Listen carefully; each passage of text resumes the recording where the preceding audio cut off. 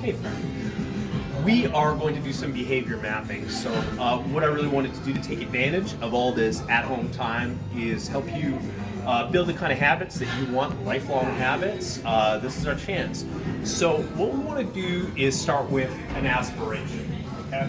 So big picture stuff. What's something that you want to make happen? And that could be, I want to lose 20 pounds. That could be, I want a 500-pound squat. I want to run a marathon. So that's all really cool stuff, but it can be vague. So next we have to break it down into specific concrete behaviors. So let's take our marathon example. Well, what do I need to do? We're gonna make a list. If I want to run a marathon, I need a pair of shoes.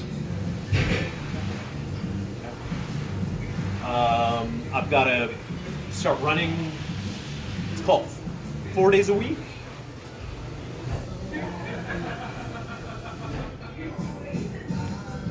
Let's see what else. That's a behavior. And we can blue sky. Let's start big. Some soft tissue work would be great. So 2 times a month, massage. That would be cool. I'm gonna need to learn running technique. Okay, so running coach. So you can see any one of these may take some work, but right now we're beginning to break it down into more concrete habits. God, my nutrition's got to be in line. I got to work on protein. If you watch our video with Tony, where we actually break down how to get more protein into your life, that can be helpful. So I'll say lean. Let's be a little more specific. Lean protein at every meal. And now we can unpack this a little further. I can say, all right, breakfast might be, smoothie. I'm a frozen berry guy. I love frozen raspberries, so I might do smoothie with frozen raspberries.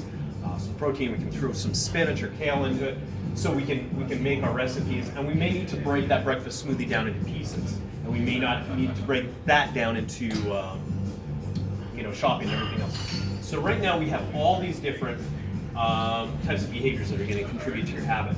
So what I would like you to do is start with your aspiration and then make a list. Okay, so now we're breaking into pieces. And then I want you to, we're going to make a little sort of matrix here. And we're going to go from high impact to low impact. So it's stuff that's definitely going to have an impact on your ability to run a marathon, stuff that's not going to be that important. And then there's stuff, basically, I can see myself, I can't on this side, can't see myself doing this. And one of the big mistakes we make from a habit standpoint is it's kind of like shopping when you're hungry. We choose habits that we need high motivation for. When motivation's running high, that's awesome.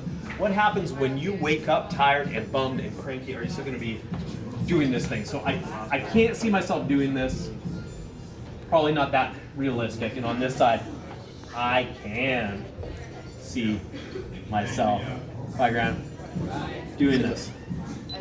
Okay, so we'll often say, is it really a deadlift that you can handle consistently? Oh, I was able to lift this weight on a bad day when the weather sucked and I was cranky and didn't eat and Celine Dion was playing. Did you still hit that number? That's something you can do anytime, anywhere. That's awesome. That's a great opener if you're a powerlifting competitor.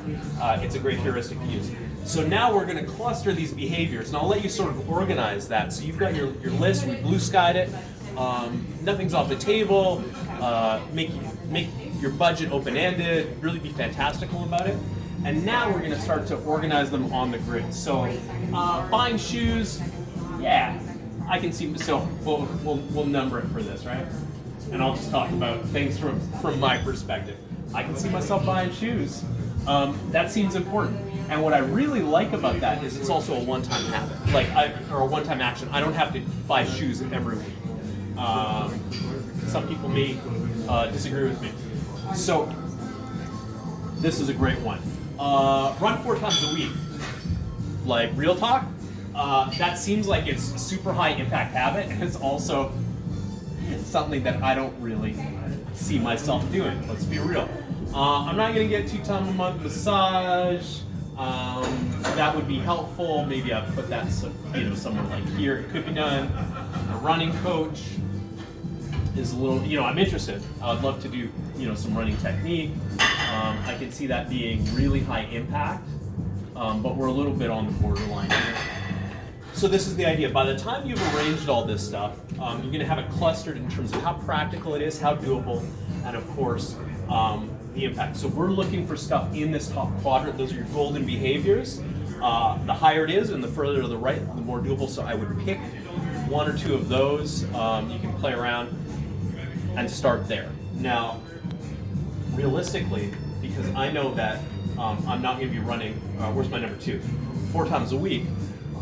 In those instances, maybe we can stop worrying about an outcome for a minute and just start working on what is practical. So I might revise this to running, let's say, 1 time a week. And real talk, that's probably not going to get you to a marathon, but it's not going to take you further away from a marathon. It's something that you can integrate. So we're going to call this like 2B. And honestly, I can see 2B living, maybe it's a lower impact, but is far more doable. Okay, so now we're at least in the right quadrant, and we can start to work with that. So play around. If you want to workshop anything, if you want to talk about it, shoot me a message. I'll be happy to help.